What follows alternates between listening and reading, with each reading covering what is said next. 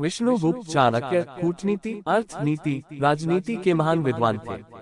अखंड भारत निर्माण हेतु सृजनात्मक कार्यों के करने के कारण वह कौटिल्य कहलाए।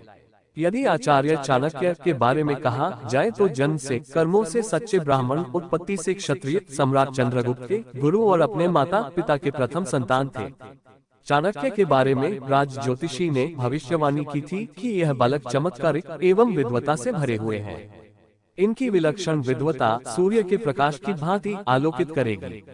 उन्होंने नंद वंश का नाश करके चंद्रगुप्त मौर्य को प्रजापालक बनाया। आचार्य चाणक्य के द्वारा रचित अर्थशास्त्र, जो कि राजनीति, अर्थनीति, कृषि, समाज नीति आदि क्षेत्रों में काफी योगदान दिए। चाणक्य की मृत्यु को लेकर दो कहानियां हैं, किंतु कौन सा सच है इसके विषय में अभी तक जानकारी प्राप्त नहीं हुई। आचार्य चाणक्य चंद्रगुप्त मौर्य के महामंत्री, गुरु एवं संस्थापक थे। ऐसा भी कहा जा सकता है कि चाणक्य मौर्य वंश के राजनीतिक गुरु है।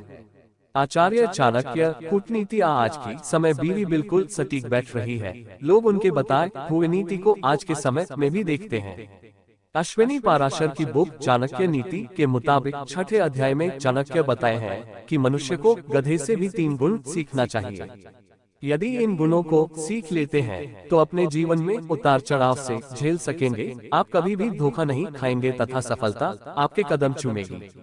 सुश्रांति बृहद भार शीतोष्ण न पश्यति, संतुष्टश्चित्तो नित्यम त्रीणि शिक्षेच गर्भात्। 1. आलस्य का त्याग करें। आचार्य चाणक्य के मुताबिक मनुष्य को गधे से पहले सीख लेना चाहिए कि वह आलस्य को त्याग दे।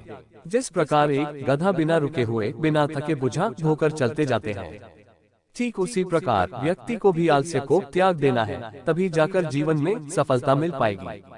अर्थात आलस्य को त्याग कर मनुष्य को कर्म यानी मेहनत करना चाहिए। 2. बदलते मौसम से कभी ना डरें।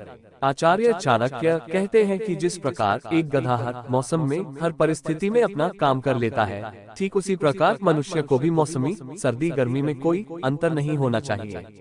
यदि कोई मनुष्य मौसमी परिस्थिति से घबरा जाए तो वह अपने कर्तव्य से विचलित हो जाता है और फिर वह अपने लक्ष्य भटक जाते हैं।